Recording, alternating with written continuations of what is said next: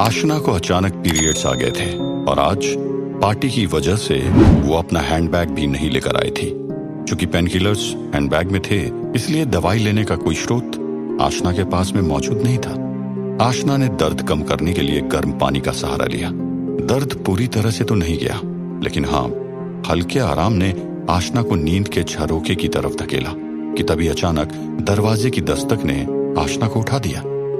लक्ष्मण ने आशना को ड्रेस दी और जल्दी से रेडी होने को कहा। लक्ष्मण ने यह भी कहा कि गर्वित उसे लेने कभी भी आ सकता है। आशना के मन में पहले से ही चल रहा था कि कहीं उसकी ड्रेस की वजह से गर्वित का मूड खराब नहीं हुआ हो, इसलिए जब उसने सुना कि गर्वित उसे लेने आएगा तो वो गर्वित को और ज्यादा परेशान नहीं करना चाहती थी। आशना जल्दी से रेडी हो गई।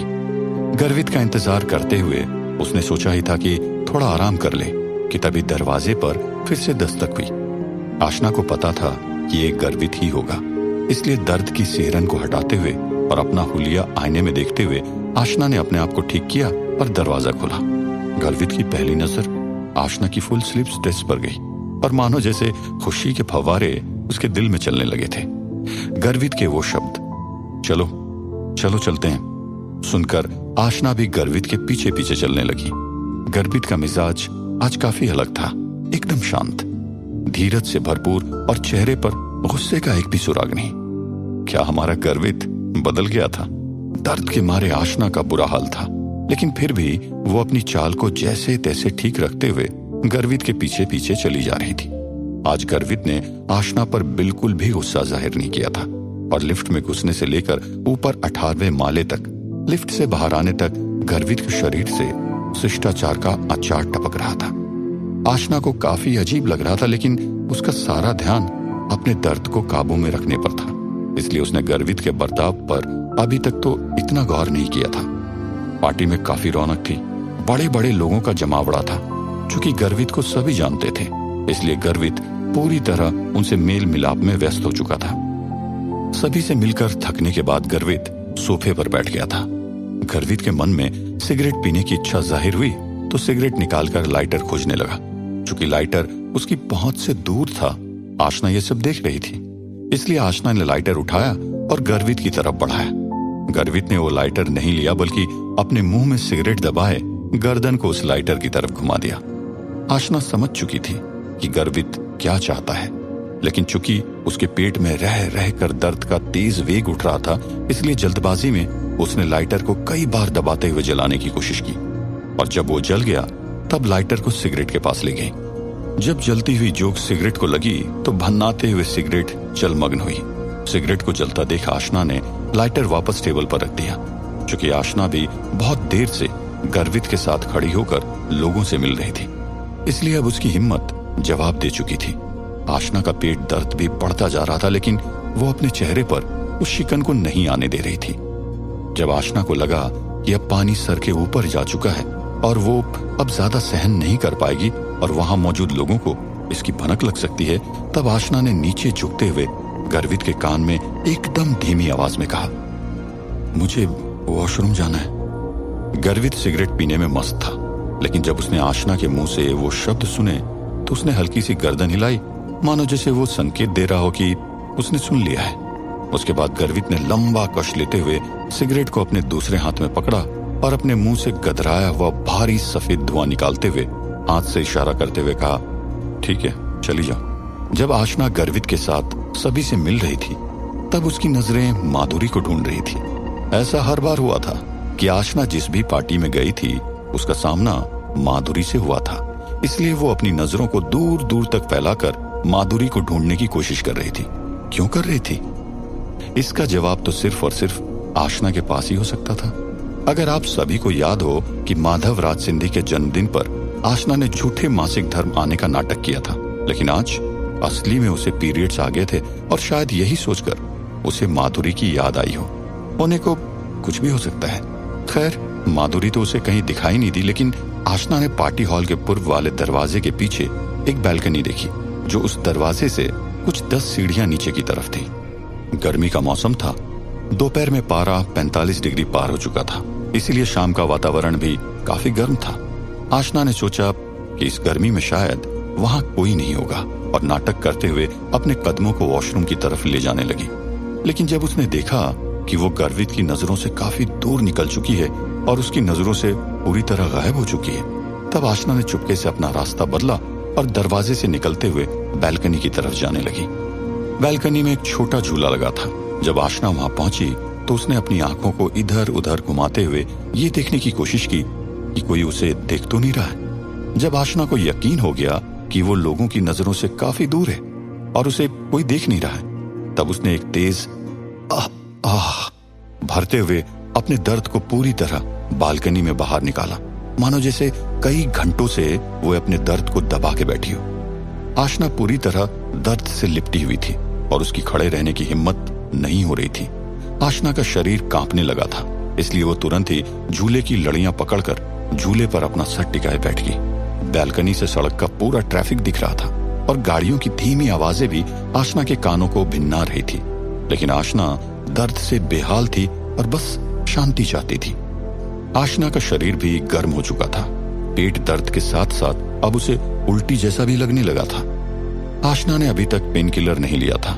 जब वो कमरे में थी तब उसने अपने पेट दर्द को हल्का करने के लिए गर्म पानी का सेवन किया था और इससे उसको थोड़ी राहत तो मिली ही थी, लेकिन वो राहत टिक नहीं पाई।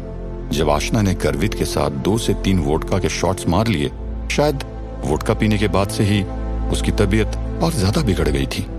चूंकि बाहर काफी गर्मी थी, इसलिए आशना की ड्रेस पसीने की वजह से पूरी तरह भीग चुकी थी। पसीने के ऊपर जब गर्म हवाएं भी लग रही थी तो उसे ठंडी का एहसास करवा रही थी। लेकिन आशना को इस तरह दर्द हो रहा था मानो जैसे उसकी मौत आ जाएगी। आशना निढाल होकर धीमे धीमे सांस लेते हुए बस झूले पर अपना सर टिकाए हल्के हल्के झूला झूल रही थी। कुछ देर बाद बैल्कनी में एक अनजान मेहमान की दस्तक हुई और उसके बाद कई और अनजान लोग बैल्कनी की तरफ आने लगे थे। आशना लगभग अपने होश से बाहर थी, इसलिए उसने बस चंद सेकंड्स के लिए अपनी आंखें खोली थी और वहां मौजूद लोगों को देखकर दोबारा अपनी आंखें बंद कर ली थी। आशना उन्हें नहीं जानती थी, इसलिए वो चुपचाप बस अपना दर्द लिए झूले पर लेटी रही। ताज्जुब करने वाली बात यह थी कि अभी थोड़ी देर पहले आशना की नजरें जिसको ढूंढ रही थी वो दरअसल पार्टी में मौजूद थी। जी हाँ, एकदम सही पकड़े आप, माधुरी। माधुरी ने भी उस पार्टी में शिरकत की थी। ऐसा कभी हो सकता है कि जहां सांप हो वहां नेवला ना हो? ये दोनों बहनें किसी सांप और नेवले से कम नहीं थी। जब आशना गर्वित के साथ पार्टी वाले हॉल में आई थी तब माधुरी अपने दोस्तों के साथ वॉशरूम में मेकअप का टचअप कर रही थी और जब माधुरी वॉशरूम से बाहर निकली तब तक आशना पार्टी हॉल से निकलकर बैल्कनी में जा चुकी थी, इसलिए गंगा और जमुना का संगम नहीं हो पाया था। माधुरी को अपने किसी दोस्त से पता चला कि संजना भी उसी पार्टी में मौजूद है। दरअसल जब आशना बैल्कनी में झूले पर अपना सर रखकर लेटी हुई थी तब वो अनजान मेहमान जो बैल्कनी में आया था वो असल में माधुरी की दोस्त थी। माधुरी की दोस्त ने उसे बताया कि जब वो बैल्कनी में सिगरेट पीने गई थी तब उसने संजना को वहां पर देखा था। अपने दोस्त के मुंह से ये बात सुनकर माधुरी अचंभित हो गई थी। अपने दोस्त की बात को पक्का करने के लिए माधुरी भागते हुए बैल्कनी की तरफ गई और उसने देखा कि संजना वहां झूले पर हल्के हल्के झूला झूल रही है। चूंकि माधुरी ने आशना को पीछे से देखा था, इसलिए उसे कोई अंदाजा नहीं था कि असल में वो कर क्या रही है। लेकिन उसके लिए तो आशना को देखना किसी सोने पर सुहागा से कम नहीं था।